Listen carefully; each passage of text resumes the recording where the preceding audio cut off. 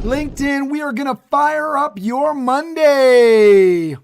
With Steve Spiro, the Master Connector.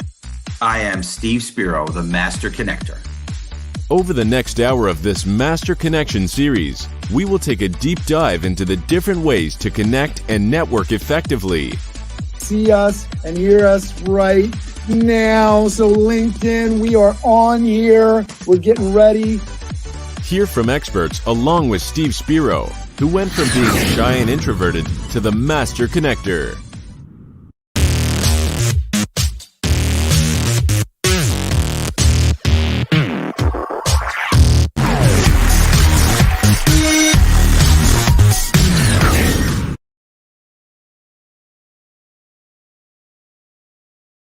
All right, LinkedIn, you know what time it is.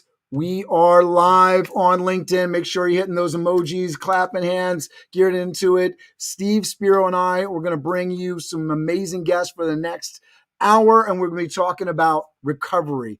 Have you been through something traumatic? Are you trying to recover from that? Are you trying to get over a hump? This is what this show is all about. We're going to jump into it. I'm going to introduce my main man, Mr. Steve Spiro. Steve Spiro is a martial arts black belt and a master networker. He has moved from being a shy, introverted kid to the master connector he is today. Steve Spiro began his business career by starting an advertising company in New York City. He had an incredibly fulfilling career and experience in advertising and marketing, but eventually pivoted to the technology industry. Today, Steve is a business automation consultant with Quadient, where he helps companies streamline and automate how they communicate and connect with their customers, leveraging artificial intelligence with both hardware and software. Steve Spiro believes in the power of mentorship, growing oneself through self-development and continuing to create meaningful connections through building a large network. Welcome to the stage, the Master Connector himself, Mr. Steve Spiro. Thank you, sir. Cameron, I really appreciate I call him the Wizard of Oz behind the curtain, doing all the magic you do. Appreciate you, sir. But hey, folks, it's Steve Spiro, the Master Connector, coming at you live and direct here. Cam and I really appreciate you tuning in. We're here every week, Monday at 1 p.m. Eastern Standard Time, and come at you with engaging content on how you, too, can be a Master Connector. During this Master Connection series, each week our goal is to gather subject matter experts to impart their wisdom on us. Welcome to the show. I'm very blessed to have my co-host, Cameron Toth. Cameron is the founder of BizDev Live. Cameron founded Toth Event Staffing in 2011. Toth Event Staffing is a hospitality company providing staff and caterers and cafeterias, staff to caterers, cafeterias, and catering departments in Westchester, New York, and New York City. BizDev Live was founded in 2020 and is a weekly show that airs on multiple platforms, including right here on LinkedIn Live, Monday through Friday at 11 a.m. Eastern Standard Time. BizDev Live takes Cameron's entrepreneurship experience and combines it with his passion for helping young people and business-minded professionals. Cameron's mission in life is increasing access to education and opportunity for all people. So please bring back to the stage my man, the partner in crime, Cameron Toth. Thank you, Steve. Excited. We have Mama Spiro checking in. I see Gabe in the chat checking in. Thank you so much, everybody. Let us know where you're tuning in from. We always love hearing those different things. I know I checked in with Ava, Wayne, New Jersey. Connor's from Danbury, Connecticut. Marcus, I gotta ask you exactly where you're tuning in from. We'll get to that in just a moment. So we're going to go through. I'm going to introduce our expert panelists. We're starting off with Ava Diamond. Ava Diamond, psychotherapist, performance and wellness coach, consultant, has helped thousands of people discover what they need to overcome some of life's greatest challenges. Ava has provided her brain and body optimization coaching at Yale University School of Medicine for U.S. military, pro athletes, doctors, lawyers, and other high-pressure people. Currently, Ava consults for specialized addiction treatment programs and is the Wendy Think Billions on HBO for one of the top law firms on the planet. Please welcome the dynamic Ava Diamond. Thank you. Yes, thanks for letting me be here with you. Oh, we're excited about it. All right, we're going to go over to Mr. Connor Duffy. Connor Duffy has been sober for 8 years and uses his experience with addiction and recovery to help others. Connor works for an amazing rehab facility Laguna View Detox in Laguna Beach, California, has his own business as a certified recovery coach, created a multifaceted program for recovery, and has 370,000 followers on TikTok creating recovery content. Please welcome to the show, the creative coach, Connor Duffy. Thank you very much, Cameron. Thank you very much, Steve, for having me on, guys. I really appreciate the warm welcome, and I'm very excited for the show. Thank you, Connor. All right, we're going to go over to our man, Marques Ogden. Marques Ogden. A little background about Marques. In 2003, he was drafted into the NFL as an offensive lineman. After 5 years of playing in league, he decided to retire and pursue a career in construction and contracting. At age 27, Marques founded a construction company called Caden Premier Enterprises. The company had fast growth in 2010, and eventually his business went bankrupt, losing almost $2 million on one project in a matter of 90 days. During his darkest hours, he pulled himself together, got a part-time job as a custodian, and with hard work and determination, became an inspirational keynote speaker, executive coach, best-selling author, and marketing leader, helping to build the success of others. Please welcome to the show, the amazing Marques Ogden. Thank you, gentlemen. Thanks for having me. Really excited to be here with Ava and Connor and really put on a great show to help everybody in the audience push through their sticking points to get to the other side. All right, we got our crew here, Steve. We got them lined up. I just want to shout out our audience. We got Mama Spiro checking in. We got Miss Estelle, our former guest from last year. Hello, beautiful people. She says, yes, indeed. Clutter-free Estelle is in the house.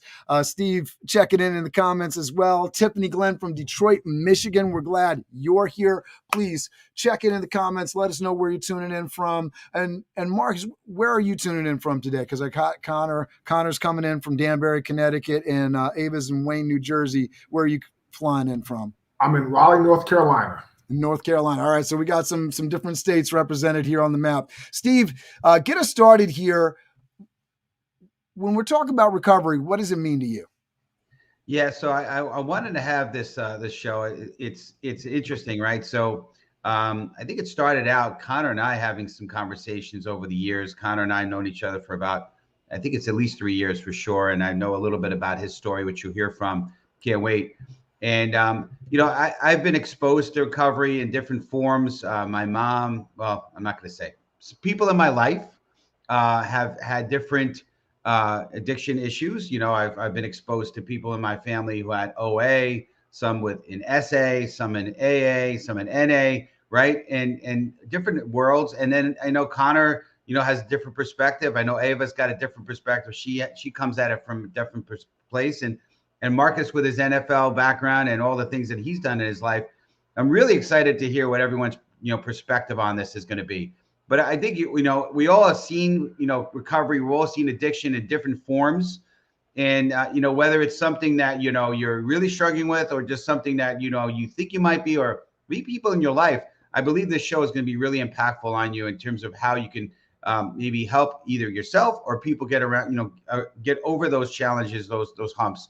So I'll turn it back over to you, Cameron. And I know we have some amazing panelists. I can't wait to hear what they have to share. For my panelists, let me know in the chat whoever wants to jump in next on these topics, but who else wants to talk about what recovery means to them, just so we can sort of set up this conversation here.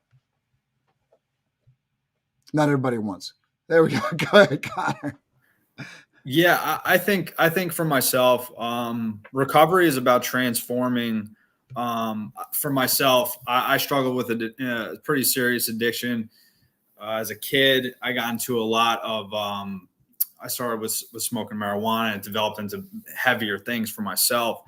And I think in that process, I got enslaved to a substance, which made me feel good. And I depended on my happiness, and my mood, my emotions were completely dependent on a substance. And that leads to quite a bit of trouble. So for me, recovery is about a complete transformation of self. It's about reaching your higher self, reaching your higher potential, and not being enslaved to a particular substance, whether it be a bag or a bottle, or whether it be food or whether it be gambling, whatever the case may be.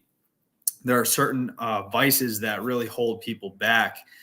And I think when you're able to recover in a sense where it's an everyday job, you know, you got to develop healthy habits, and it's a work in progress. There's never a finish line for myself. You know, it's an everyday thing. So it's an ongoing process of self-transformation and developing healthy habits. That's what it is to me. Love it. Go ahead, Ava. Yeah, so I'm going to broaden the scope just a little bit here, because I may be the token person who's actually not gone through substance abuse issues. That does not mean that I have not, had to apply recovery concepts to parts of my life. Because in fact, by broadening the scope, what I mean is that I took a deep dive into understanding how the brain actually works, because I was really disappointed with what I was seeing in addiction treatment. People were being said to have failed treatment when in fact treatment, wasn't really addressing the very basic concept that our brain craves patterns. Our brain relies on patterns, and sometimes those patterns they start out as patterns that work. They allow for escape or feeling better, and then maybe they slip into a place where they no longer work, and they may even cause damage. So it is normal for our brain to crave a pattern that feels like a relief or a boost, or something at least we can count on. And so that applies to people, whether you have addiction in your backdrop or current life or not. And so I like that Connor used the word transformation. I use a little bit of a different approach, where I look at this as rediscovery of self, reconnecting and rediscovery, because in fact, I have experienced with thousands of people, and I feel so blessed that I get to work with people who come out of the other side with whatever's holding them back in a pattern that's unhealthy. But rediscovering what you're made of when you were born onto this earth, the things that you were given, or that you could curate in through experience, that you lost when entrenched in those addictive patterns that weren't serving you any longer. Reconnecting with those parts of yourself is so essential to the transformation that you're talking about, Connor. So I really go heavy into, let's normalize this conversation about patterns that our brain craves, and let's really look at, wow, I forgot I was made of all this. Let's find that again. I love that. Yeah, I think there's no. I was thinking about today's topic, and I think we're all recovering from something all the time, right? Obviously, every situation, and I always try to remind myself, and when anybody's down and negative, like, somebody's always got it worse. So you can always think of something, worse that somebody else is dealing with, but we're always in one state of recovery or another, right? I think it's something that everybody has to deal with. Marcus. So to me, recovery is really about how you transition through difficult times. So like me, I was addicted to alcohol, painkillers like hydrocodone, hydrocodone, especially when my NFL career was over in 2007, 2008, and I wasn't really expecting it or planning for it. I had a back injury, and that really limited the way I could play the game of football. And at that time, I took a settlement and I left the game. And for me, I got addicted to these things because I had no plan for my life. I had no future. I had no goals. I was going through life with an agenda, no purpose. And so these, kind of like what both Connor and Ava said, the alcohol and the painkillers were there for me as a crutch. I mean, because I didn't really know what to do with my life. And so to me, recovery is all about transitioning through difficult times. So I tell people all the time, change is something you can't really do anything about, like new leadership, moving to a new location for work, whatever the case may be. Transition is how you actually adapt and or deal with the change. So to me, transition is really big in recovery because it makes me feel how I do things, how I move within my life is going to be best served for what I'm doing today. And I'm always trying to grow, learn, and evolve. But for me, transition is a huge part of recovery, because from there, I know how to move within myself. I know how, as I'm getting older and things in my life, like you said, you're always recovering from something.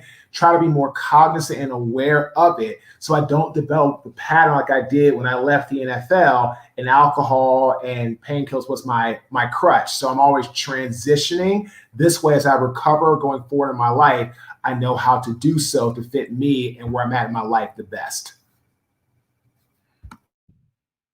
I love that. Go ahead, Steve. Yeah, so I'm gonna take this to a kind of a little bit of a deeper level, and I'd like to hear, kind of what has recovery, how has it really impacted your life, and maybe you could share a little bit of your story. And each of you told a little bit of your story background, but maybe you could dig into a little bit more. And I'm not necessarily saying war stories, although maybe to a degree, yes, because I think when people hear the pain and the struggle, the issues that people have gone through, and maybe like Eva said, she didn't do recovery, nor did, as far as I know, Cameron or I. However, we all have some version of that in different ways, right? Like I probably could have went to OA. Eating was definitely a way that I comforted myself. So OA being Overeaters Anonymous, right? There's definitely some things in my life that would comfort myself. So we all have stories, and I'd love to hear a little bit of some of the stories. Ava, in your case, maybe it's somebody that without revealing any identity that you've been able to see. But it'd be great, because I think people relate to stories, right? And I know maybe it's difficult because a lot of times you want that to be the past in your life, but it'll be good to hear that, and maybe it'll provide a little bit of hope and a little inspiration for our viewers. So Cameron, I don't know who wants to go next, but love to hear whoever. Yeah, Ava's first in the comments, and then Right, Marcus. Go ahead, Ava. Yeah, I pull the trigger quick when I comment, right? So, so just again to broaden it, so maybe there's people out there saying, "Oh, this doesn't apply to me." Well, again, I come from a place of believing that those patterns that we rely on can serve us, and then at some point we may realize, hey, you know what? To use Marcus's term, we need to transition into a healthier, happier place, right? So during the holiday season, which we're in now, a lot of times people find that they have patterns that they keep repeating in their relationships, with how they communicate with each other, the roles that they play in relationship dynamics. And one of the things that I had to learn myself, which was probably the hardest lesson that I had to learn, and my God, was it liberating, was to come from a place of love, not fear, in my dynamics. So I would typically stay stuck in this pattern of fearing judgment or fearing loss, and stay in a relationship that wasn't really serving me any longer. So when I started coming from a place of love and not fear, I was able to use my compassion towards self and others, for example, and talk about the hard things and either improve the relationship or get out of it if I needed to. So addictive patterns in relationships are prevalent as much as addictive patterns into substances or behaviors. Yeah, absolutely. I think we all get into, and I love Atomic Habits, right? Because, it talks about things that we do. And so when you suffer trauma, there's certain habits, good or bad, that you start picking up, right? And so defensive wall, right? There's so many things that come into your life, and how do you create good habits and let go of the bad habits? So oftentimes tragedy can really bring in some habits that aren't going to be beneficial to us, right? I've actually heard it said that you don't ever get rid of habits, you just replace them. You put good habits on top of the old bad habits, and that's how you're able to make changes in your life that are meaningful. Yeah. Marcus, I know you wanted to jump in. Go ahead. Yeah, so for me, I like how Ava said you want to look at ways and figure out if what you're doing and who you're doing it with is going to make the best sense. So for me, some of my bad habits were excessive, use of pain medication or excessive abuse of alcohol. Whereas today, I replace those patterns with I'm OCD on cleaning my house, or I'm very much into going to the gym. And like Steve said, I'm always trying to replace bad habits with good ones. But to me, on a deeper level, like you said a moment ago, Steve, I've literally lived the life of having to go with, a lot of loss, tragedy, a lot of ups and downs. And my father passed away when I was 26 years old. I was 25 years old. He was only 57, unexpectedly being, cut from the NFL with a back injury, losing my organization. That took me 5.5 years to build in less than 90 days. And what I found is when I was at my rock bottom moment as a custodian, making $8.25 an hour, when someone's trash and rotten meat and nasty, protruding, horrible garbage got on my body, my skin, and my clothes, that was the wake-up call when I made the decision to try and permanently transition from victim mode to let's get it fixed mode. And I feel a lot of times when in recovery, we really sometimes are in the victim mode of trying to say, well, it was somebody else's fault. And again, not all the time, but I can speak from my experience. When I was going through my issues, it was a lot of play victim mode, blame my old business partner, my employees, the clients, etc. And they're not the ones that made the decision to do what I did business-wise to end up where I was, which was bankrupt, almost homeless. So for me, my recovery really truly began when I was on that curb. I was crying my heart and soul out in 2013 September, and I made the decision, if I'm going to get my life back now before it's way too late, I have to transition permanently going towards the positive direction. Now, was it hard? Absolutely it was. Did it take me a long time? Yes, it did. But being honest with everybody, that's for me, Steve, Cameron, Connor, and Ava, that's when it started for me. Is I had to have that rock bottom moment. I had to have that moment of clarity where it was me in the mirror, and the person in the mirror was responsible for the issues. If I'm going to get out of this mode and go towards a better life, I've got to start by taking accountability and saying, on my way to recovery, I have to transition positively every day out of bad situations. I love it. And reading your bio, Marcus, the idea that, you go from being, in a world of kind of being a star and being, on a big stage to taking those step backs. I think that's something that for a lot of people that are struggling and going through something and trying to recover and trying to, make their life the right way, that step back, it's one of the hardest things, right? Whether it's in reputation, whatever, right? I know I can feel it in myself sometimes when I'm making decisions. Oh, I got to step back from something. It's one of those things that's like, we don't want to lose face. We don't want to, and that can lead to some really negative and nasty places, and just getting over the mental anxiety of being in that position of feeling like, what are people going to think of me? What am I going to think of myself? Right. I mean, these are crazy, crazy, difficult things to deal with. Real quick. Yeah. People are going to judge you regardless of what you do and where you're at in your life.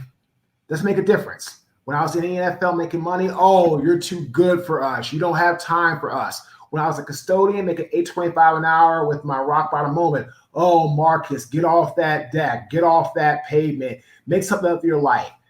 So it doesn't matter, right? I feel the mindset you have to have on a real road to recovery is you can't worry about what people think about you. You can't worry about that. If you're focused on that, you're not focused on the real issue, which is fixing yourself. So once I was okay with saying I failed in life, I lost everything, it was my fault. Once I became okay with that part of starting the recovery, I could begin the recovery. But if you're not going to be real with yourself because you're worried about what people are going to think about you, what they're going to say about you, newsflash, no matter who you are, where you are in your life, if you are doing something people don't like, good, bad, or indifferent, they're going to judge you, they're going to talk about you. So you might as well get your life going in a positive direction and give them something to talk about.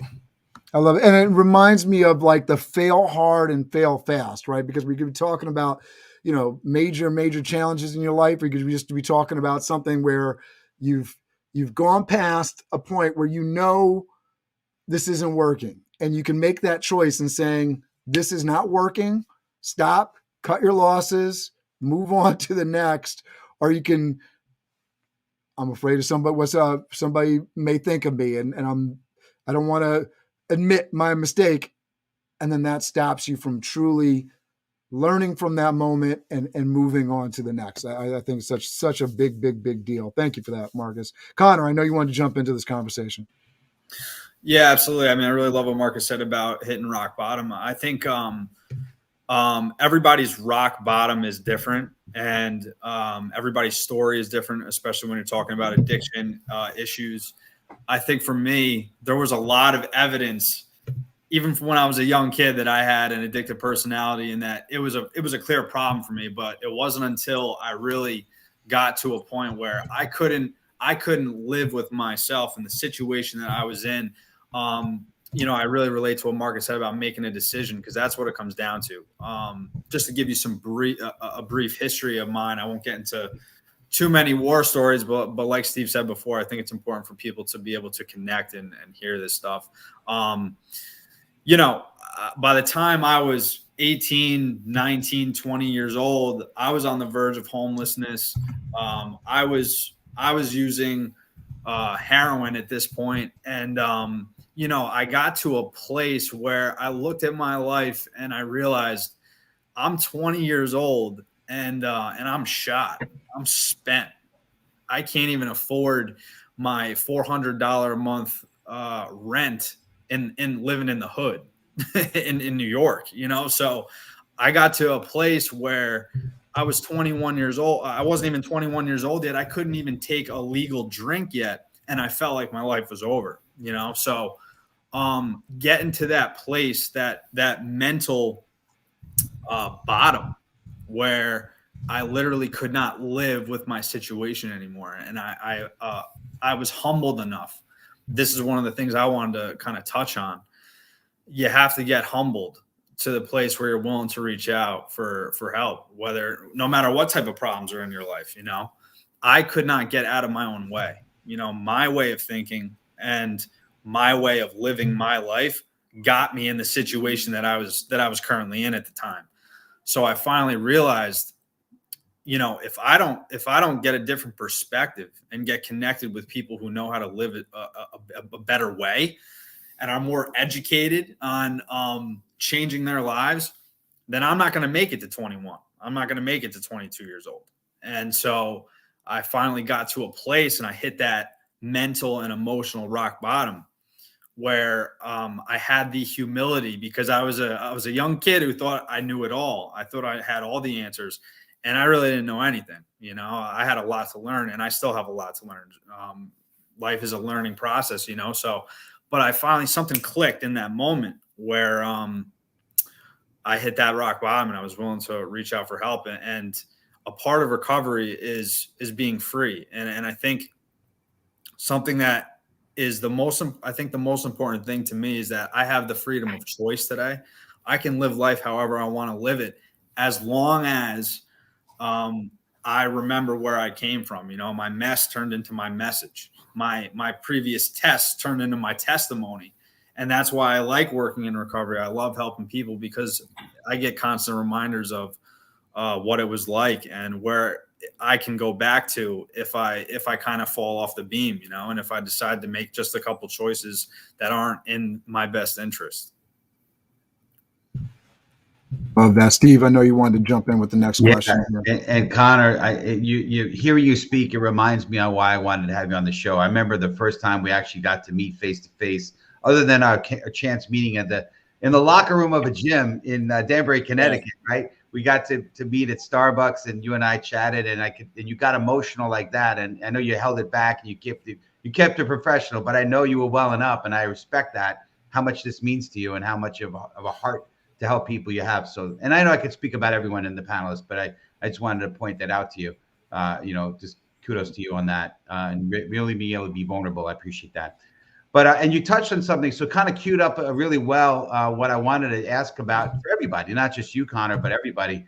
And in my kind of limited exposure to recovery, to NA, and all those, all the 12-step recovery programs, you hear about the Serenity Prayer, right? And I might be butchering this. God, give me the serenity to accept the things I cannot change and change the things I can, and the wisdom know the difference. I think that's it. I'm hoping I've been enough at an anniversary where you get the coin. And Connor's giving me a little thumbs up. I didn't butcher it, too bad. I've been enough for anniversaries where you see people get the coin, and I got to hear, and they'll keep coming back. It works if you work it, so work it, you're worth it, and all that stuff, right?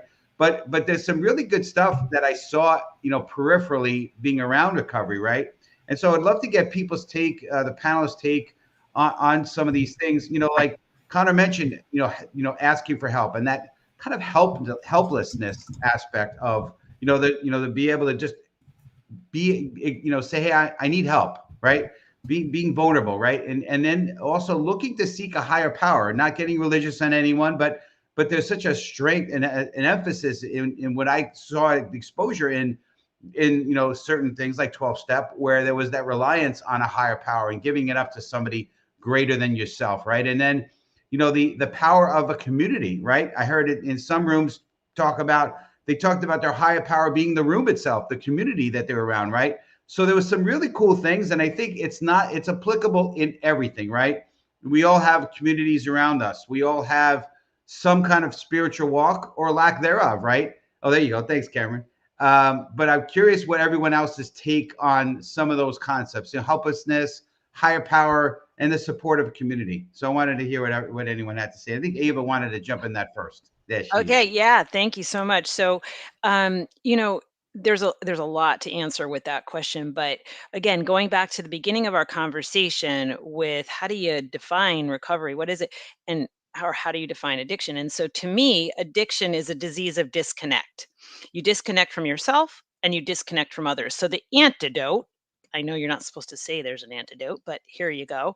The antidote to disconnection is connection. So you connect with others, and you connect with yourself a little bit there, and then you connect with others, hopefully, because that's your community support, the power that you get from a relationship that's serving you.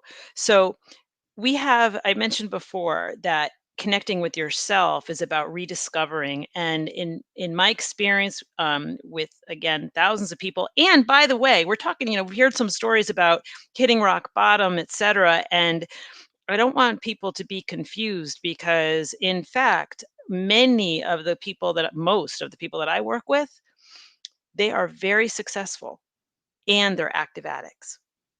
So there's a lot of high functioning addiction that goes on, and people may not ever hit bottom. So what happens is that they do have an aha moment of sorts, and they recalibrate, they reconnect with themselves, and they reconnect with others. So quickly, for the sake of everybody's time here, reconnecting with your internal resources, those values, beliefs, personality traits, and skills that allow you to thrive in the face of challenge.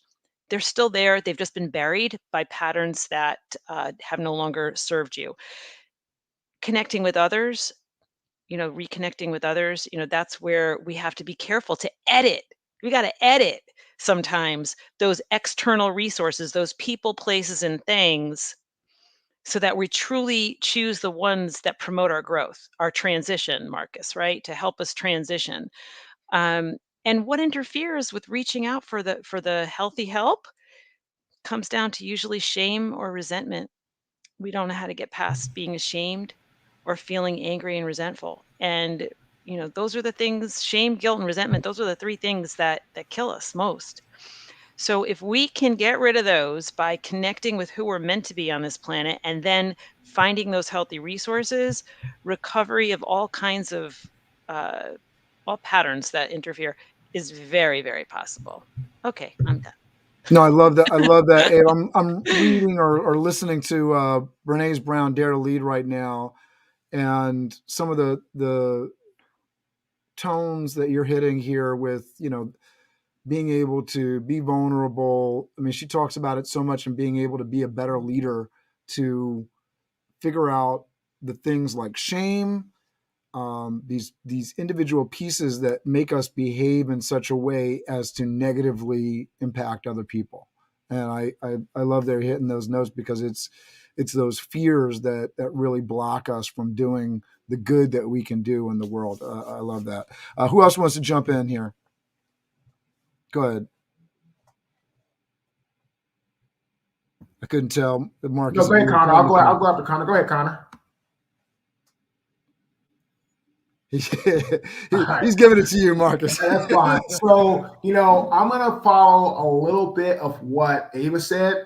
To me, it's about connecting, right? So when I was going through a lot of my issues with, being bankrupt, being an addict, having, no inspiration, no hope, when I made that change to move towards a positive transition, I reached out for help. I went to the NFL Trust, the NFL Legends, and I got into a treatment program, which was like seeing a therapist once a week. I got into an accountability structure program. I got into what I call, like, we had this kind of discussion with somebody, like it's kind of like your case manager in a sense, and I would report to him, twice a month, every 2 weeks. And what that did, it gave me structure and it gave me accountability to not just connect with someone, but to stay connected with someone. And Ava said it brilliantly, is that she's 100% correct. There's very successful people that I know who are addicts, like, alcohol addiction, sex addiction, gambling addiction. So you are 100% right. You don't have to be at rock bottom to be an addict. You could be very successful, making millions of dollars, and still be an addict.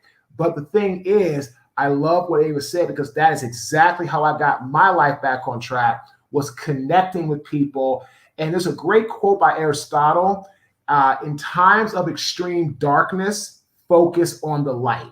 And what I did was, as I was getting my life back together, my father's legacy was my small glimmer of light that was really overshadowed by darkness, which was shame, bankruptcy, addiction, not feeling like, a good provider for my family. I could go down the list. So there was a ton of darkness that was really surrounding my life in my circle at that time. And as I got help, and each week I started talking about more issues and getting out more things to the open, and then trying to come up with solutions to my problems, then the light got a little bit bigger and pushed out dark. Got a little bit bigger, pushed out dark. Now today, I would say my life is 99% light. And do I have those times when you have difficult times? Of course, anybody does. You're a human being. You're going to have those times. But because of how I've learned to transition from a very negative, toxic thinking person in 2013 to now a very positive, very upbeat, very lively individual who knows how to ask for help if necessary, my life is so much different. It's so much more impactful. And one of my good friends, his name is Jamie, and Jamie Hopkins, it says, live your life by the 3 G's: gratitude, grace, and grit. Be thankful for the fact you have a chance to keep recovering because you're still above ground. The fact that grace, know who you are and be even keel. Don't get too high on yourself. Don't get too low on yourself. I think too many people as human beings get so low on ourselves. We beat ourselves up because we didn't make a certain goal. We didn't hit a certain mark. It's okay. Just have grace and know, as long as you keep fighting and keep yourself even keel, you can go forward. And then grit. Persevere through anything. So live your life with gratitude, grace, and grit. And that can inspire you and others. But I'm going to go 100% with Ava. For me, it was reconnecting to people. But on top of that, staying connected, even to this day, right, Ava? I talk to my case manager now once a month. Get a phone call. If I don't answer, he gives me an email. I email him back. And I still do that today. Why? Because the NFL knows that if you have a hard time, something like that, as athletes, we can go backwards if we're not continuing to move forward. So that's kind of what I feel is going to help me. It was help me move forward. I love that. And, everything from mental injury to physical injury, right? Physical therapy, it doesn't stop the first day you start feeling better, right? It's easy to slide backwards. You need that continual therapy. Connor, you want to jump in? Yeah, absolutely. I'm gonna piggyback off what Marcus said about what Ava said was 100% dead on. Addiction thrives in isolation. When people don't know what's going on, when people aren't aware of things that you may or may not be doing behind closed doors, addiction thrives in the darkness. If nobody knows what's going on, nobody can hold you accountable. And a lot of people don't want to be held accountable if they aren't ready to stop and to get better, So the antidote, as Ava said, the opposition of isolation is getting connected. It's being connected with people. And that's why there's many different ways to recovery, right? But if you look at all the different ways that people recover, whether it be going to rehab, going to treatment, whether it be going to AA meetings or NA meetings, whether it be going to see a therapist, or whether it's like what Marcus said about checking in with someone on a regular basis, you have to get connected with people that can implement healthy ideas and new ways of living, and inspire some hope. When Marcus said his acronym, the 3 G's, I have my own, and it's GHP, and it's very similar, actually. It's gratitude, humility, and patience. And if I have these 3 things in my life every single day, and sometimes I need to be reminded, right? Because I can struggle with, especially the patience part. But if I have gratitude in my life, a grateful mind is a grateful person is not a person who's going to be going back to drinking or doing drugs or any other unhealthy device. If you are focused on, kind of like what Marcus said about the light in your life, you don't have enough room to ponder about the things that aren't going well for you, and a big part of it is the perspective that we have. Recovery, a lot of it is about perspective. Humility, the H part, right? Being humble, knowing, not being too down on yourself and not being too high. There's a healthy middle ground there, and another big part about recovery is ego deflation. We got to be willing to kind of get humble and be willing to deflate our ego a little bit in order to get past our own. A lot of the times we are in our own way, and it took a lot for me to realize that. And the third is patience. Working hard, but also realizing that sometimes things take time. And the only thing that you have to give time, as silly as that sounds. The only thing that you have to give the time for things to work. You have to put in the work, but you have to give yourself a long of enough sample size in order to see the progress that you're making. So that's what I have on that. I love that. And Ava wants to talk. So. Yeah, I'm dying here because this is my favorite thing to talk about. And it's really twofold based on what Connor just said. So, I get a lot of people do so well with AA and all the anonymouses that are out there. And there's a lot of people who don't. And one of the reasons why they don't is because they struggle with this whole idea of control, giving up control, being powerless. And so my coaching focuses on how do you actually have healthy control? Because we all crave control, but we need to have healthy control, not the kind of control that's a false sense of it or a disruptive control to our lives. So healthy control is very possible. And we do that by understanding actually the science of addiction. My brain and body optimization focus is on, first and foremost, realizing that addiction to a behavior or a substance that is not serving us any longer, it's because there's been a chemical reaction to that our brain at first loves. And so gratitude has the ability of actually creating that chemical shift. And what I really encourage people to do in order to have healthy control over their brain chemistry is to make sure you exercise gratitude. So it's one thing to walk around thinking, wow, I'm so grateful that I have the roof over my head and the clothes on my back. I mean, that's good. That's important. It's a very different experience. And I've done this with people of all ages, from so many different walks of life, where they've actually had to notice something and notice, for example, I don't want to get into details, it's too long of a story, but notice or reflect on something that you are grateful for and actually verbally share it with somebody else, and notice the elevation in your mood and your energy, not just for yourself, but and here goes the connection word again. It's the connection that you share with somebody else. And so it's this incredible brain chemistry shift that you can have healthy control over simply by focusing on gratitude and exercising it.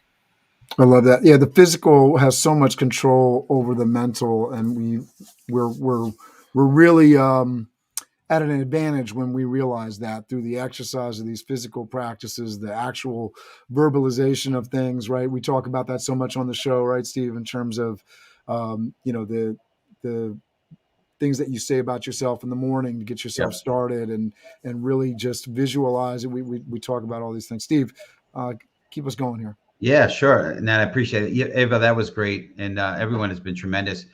Yeah, I think the other thing that, in addition to gratitude, and I have a very rigorous morning practice, some of you guys know, and part of that morning practice is gratitude. I list out 3 gratitudes every morning, and I know how important that is. But also just, I heard, and you talked about control, Ava, right? Control is true, right? As humans, I think we want to have some type of control. And I heard the phrase control the controllables. What can you control? Well, you could control your morning. You could control your morning practice, right? And I know Marcus is big in the gym. You posted recently on LinkedIn him doing some shrugs at the gym, beasting it out. But we all have our stuff, right? That we do in the whether it's a morning or night or whatever, right? Those things that kind of give us a sense of control, but also there's a sense of accomplishment. I know that when I'm task driven, and when I accomplish something that I know I need to do, I get a little endorphin hit, and that keeps me going, right? And it encourages me to do those positive things, right, every day. And so I have absolutely agree, and I think we have control. But I want to ask this question. I want to shift gears a little bit here and ask. This is going to be challenging. Maybe Connor, will start with you first. I'll just voluntold you. But anyway, and that is, what are some of the misperceptions about recovery? Right, that a lot of people think that is not necessarily true, but people have that perception about it. So, Connor, I'm throwing you under the bus on this one, but I bet you have some good ones. Yeah, no problem. I appreciate it, Steve. I think some of the misconceptions about recovery is that I think people get hung up on what works for them, and they think it needs to work for everybody. I think that, for example, like, I got sober by going to treatment. I went to rehab, and I went to meetings, and that was my journey. That's not everybody's journey. That doesn't work for everybody. And I'm abstinent. So I've been sober for 8 years, and I choose the abstinent route where I haven't had anything. But that doesn't mean that there are some people that follow that same path, and that's okay. I think people really have a hard time accepting other people's walks of life because it has worked for them. And what I try to remind myself is recovery at the end of the day. I mentioned this before. A big part of it is ego deflation, and it's not needing to be right and trying to understand other people's perspectives and what works for different walks of life, So I try to be really open-minded. And I think since I've really started working in this industry specifically, I've seen so many different ways that people have gotten better. And it doesn't mean that my way is the only way. And it doesn't mean that my way doesn't work. And it doesn't mean that other people's ways don't work. There are so many different opportunities for people to get better. And I think as time goes on, I mean, it's about to be 2022, which is unbelievable. On a totally different side note, that's crazy to me. It's almost 2022. But as technology is advancing, science is advancing, we are finding new ways to adapt in many different walks of life, and recovery is a part of that too. There are things that have evolved tremendously since 1950 regarding addiction and recovery, you know. So I think that's probably where the biggest disconnect is with people in recovery and people who aren't in recovery. There needs to be, I think, a way to break the stigma of addiction and having issues, is that there is a different path for everybody. As long as we're keeping open to that, I think that's the most important thing. All right. I think, Marcus, you're next, sir. Yeah, so I think one of the biggest misconceptions is that there's a timetable that everybody should get recovered fully within. There is no timetable. There is no, magic formula, any magic wand on, because yours took a year, mine should take a year, or yours took 3 months, mine should take 3 months. Like, I believe that's a huge misconception, that there's a certain timetable within everybody should be fully recovered. And I think Cameron alluded to this earlier. We're always trying to recover from something. So don't try to put a time stamp on it. Like, you want to have a goal to hit for yourself, yes. But if you make it, phenomenal. But if you don't make it, that's okay too. As long as you're reaching towards turning that goal to an accomplishment, and you keep fighting every single day with the right mindset, with the right inspiration, and the right hope within your blood and within your veins, I feel you're always going to be a winner. So I just think there's a huge misconception that everybody should get done within a certain time frame or a time period. I just think that's not true. I've got something to say about this really quickly. Go ahead. If I can. So, Please. first, we mentioned before, one of the misconceptions is about addiction, which is that you have to be, you look a certain way and live a certain way to be called an addict. When in fact, most of my clients, as I said, are, CEOs of companies we all know and love, or professional athletes, or very successful lawyers, et cetera. And no one would ever know. Oh, and by the way, the mom's in the playground, right? So, no one knows what's really going on. That said, that's a misconception of what an addict looks like. But also, the pattern of addiction is often one that is misunderstood. So I've had clients who get drunk once a year. Well, how is that making them an alcoholic? Because it's not about how often or how much you use, it's about the impact of your use. So if you keep having negative consequences that disrupt your life or the life of others in a significant way, and you keep doing it anyway, that's the addictive pattern, right? And that's where you can look for, how do I adjust this pattern in my brain and behavior pattern so that I can move forward and transition the way Marcus likes to use the word. But the other misconception goes along with what Marcus also just said, which is, and actually Connor too, people often think this is a linear process. And most of life is far from linear. We go 5 steps forward, 2 steps back, 10 steps forward, 3 steps back, and we learn every step of the way. That's the key, is to discover what we need to discover so we can create what we need to create.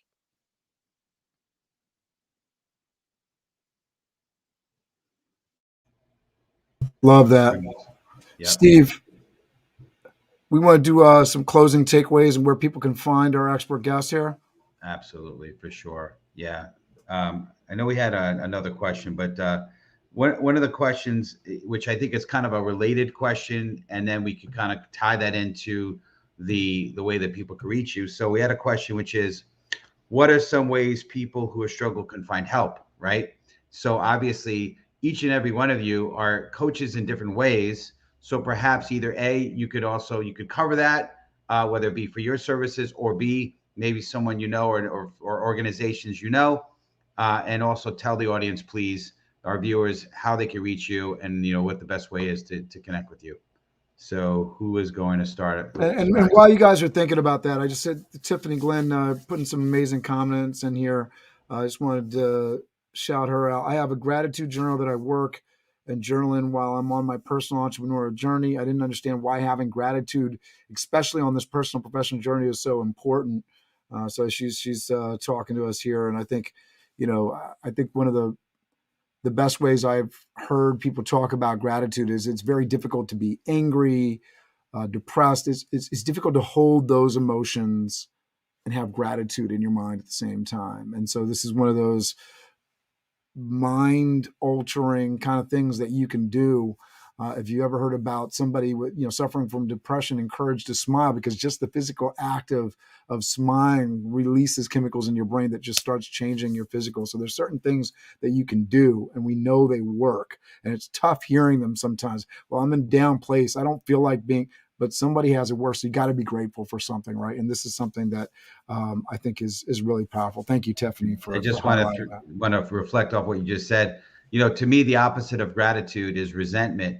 And I heard resentment is like taking like poison yourself, thinking you're going to poison somebody else, right? And that's what resentment is. It's just this festers in us and just doesn't help. It hurts us. It doesn't hurt the person that we're resentful of.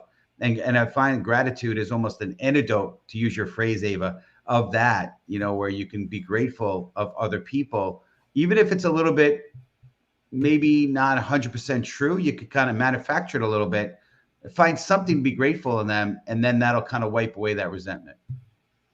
It's these little wedges, right? These, and I'd love to get people as we're going around and doing final things, but these little wedges that just start opening the door to recovery, right? One of those big things, admitting that you have a problem to begin with, I think is just about everybody's, first step, whether you're talking about mental injury, physical injury, emotional, right? It's like admitting that there's a problem. There's these little wedge things that you can do. And those things are so powerful because they allow you to get, if you ever been tried to, use a crowbar to get anything, it's really tough until you get that little piece in there, and then you can use that leverage and pop that sucker open. And I feel like these kinds of tactics, these pieces to the puzzle, really allow you to get leverage on your challenges. I love it. All right. So do we want to go around and Ava start us off, and then we'll go to Connor, and then Marques will close us out. And so what we're looking for here, Steve, if you want to just reiterate this, is this little closing nugget, and also where people can find you. Yeah, where, basically what are some ways people who are struggling can find some help, and also how they can connect with you? Sure. So how people can get help if they're struggling to get help. There are so many resources online just to get you started. That's one upside of the pandemic world, is that we've become more familiar with using technology to connect, that magic word again. So there's meetings, there's lots and lots of telehealth people available. In fact, my coaching I did long before the pandemic ever arrived. I had clients in every continent because of things like Zoom. So I'm well versed in how to support people that way. And my brain and body optimization coaching offers 4 pillars of strategies: mindset, movement, which is not exercise, even though I have that professional athletic backdrop, um, restoration, which is how do you restore brain balance. Again, focusing on brain optimization. It includes sleep hygiene and all kinds of things like that, and nutritional psychology. So I help people to find their healthy control using strategies that are very practical and easy to implement, you know, both in the workplace and at home, daily living, and it tends to work. I'm really excited about how it tends to work. But the other thing is that for people who are really trying to figure out how to get into recovery and haven't found a treatment program, or don't feel like necessarily AA is right for them yet, or they just need something else, there's a company called Adventure Recovery that, wow, oh wow, the approach that they take. I do consult for them, but they happened long before I happened with them. And their concept about getting people out into nature and discovering, um, what I call core powers, discovering how to handle challenge through the experience of rock climbing and decision making through whitewater rafting, surfing, et cetera, et cetera. You learn so much without having it be a therapy conversation. It's more experiential learning of how to grow into recovery, which I love. Adventure recovery is what it's called. Sounds fantastic. Thank you for that, Ava. Connor, you're up. So I help. I'm over on TikTok. Where you can find me is Clean and Serene on TikTok. I have a pretty decent following over there. I actually have my phone number that is right in my bio, so anybody can reach out to me at any point. This is kind of exactly what I do. I help people get connected with recovery resources, whether you're looking for a recovery coach, whether you're looking for treatment. I work with a tremendous facility out in California. It's called Laguna View Detox. And we help people not just get into their treatment facility, but other facilities as well. Whether you're in Florida, whether you're in New York, whether you're in Maine, whatever the circumstances are. And that's why I work with this facility, because they help absolutely everybody get the help that they need, And like Ava touched on, I mean, I also went to AA. I haven't gone to AA in the last couple of years, but AA worked tremendously for me. And I always know that is there for me. There's just so many different resources, whether it's online coaching, AA meetings, treatment.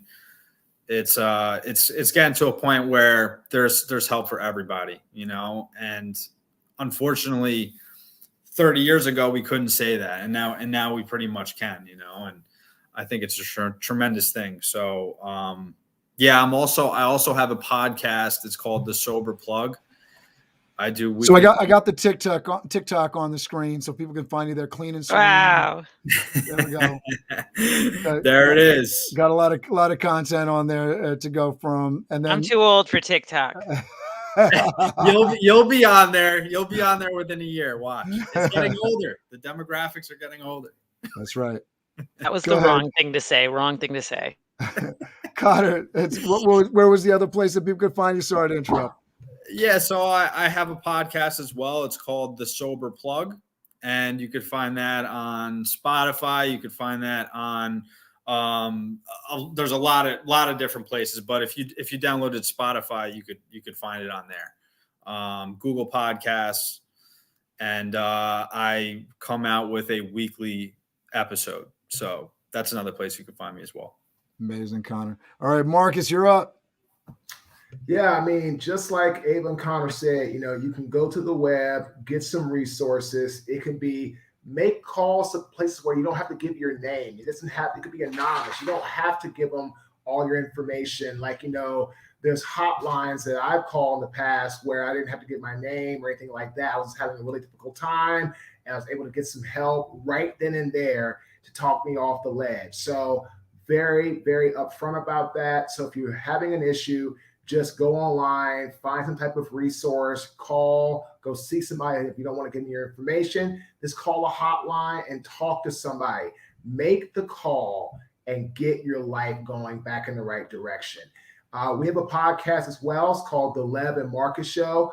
We talk a lot about great things, how to move past challenges in your life, how to connect with people, how to, help get yourself going back on the right pace. And we have athletes on there, retired, current business owners, you name it. So you can follow us on there. So on Apple Podcasts, Spotify, Google, iHeart, Stitcher, the whole 9 yards.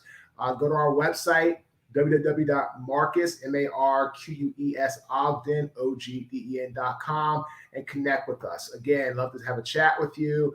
But again, like Ava and Connor said, just find somebody. If it's Ava, if it's Connor, whoever it is, just find someone and make the call. You'll be really glad that you did. Love that. Great job. Steve, close us out here. Yes, sir. And I appreciate everyone getting on here. Cameron, of course, I very much appreciate all the hard work you do behind the scenes. This is great. And listen, maybe not the most comfortable topic, but to me, it's so important. And, what is one life worth, right? If we could touch one life, because we want to be the light, right? And I'll tell a story. I think some of you guys may have heard this before, but there's an old man, crotchety old man walking on the beach. And in the distance, he saw a young boy, and the boy was throwing some stuff into the water. He couldn't tell. As he approached the boy, he saw these starfish, thousands upon thousands, hundreds of thousands, maybe a million starfish. I guess they got washed up on the shore. And as he approached the boy with his skepticism and his attitude, he says, "What are you doing, boy?" And the young boy was, "I'm just throwing the starfish back." And he says with his attitude, his skepticism, "But what possible difference can you make here?" And the young boy just reaches over, bends over, picks up a starfish, throws it back in the water and said, "Hey, I made a difference for that one." And what's one life worth, right? If you can make the difference with one life, right? And to me, that's what this is all about, right? Again, not the most, maybe it's not super uplifting, but you know what? Super important. Because what if we could actually, make an impact and change one life, help one life, save one life, whatever it is. So appreciate you guys. We're going to end this as we normally do. Next week, Cameron, who do we got going on next week? I think we have a really interesting show. Yeah. So in addition to the difference makers accountability, so we're going to be talking about accountability. I believe we have Joe Rojas. I'm not sure if you got some other folks. We got Mario McCracken and Juan Fernandez. They're going to be on the show next week, Monday at 1 p.m. Eastern Standard Time. It's going to be a great show. If it's a good follow-up for this, right? A lot of time I was thinking the same thing. Yeah, we're talking about accountability, and that's a big part of what, at least, whether it be a therapy Marques program. was talking about following up still to this day, even though he's at a point where, somebody could say, well, why do you need to follow up? Why do you need to keep, it's that accountability piece. Absolutely. Love it. So it's going to be great. So if this touched you, or if you feel like that could be a really big blessing to you or people in your network, share it out to your network. So, but we're going to end it here. Obviously love to connect with, if anyone who's watching this that hasn't connected with Cameron and I, go make sure you check out Cameron's show, the BizDev Live on 11 a.m. Eastern Standard Time, 5 days a week.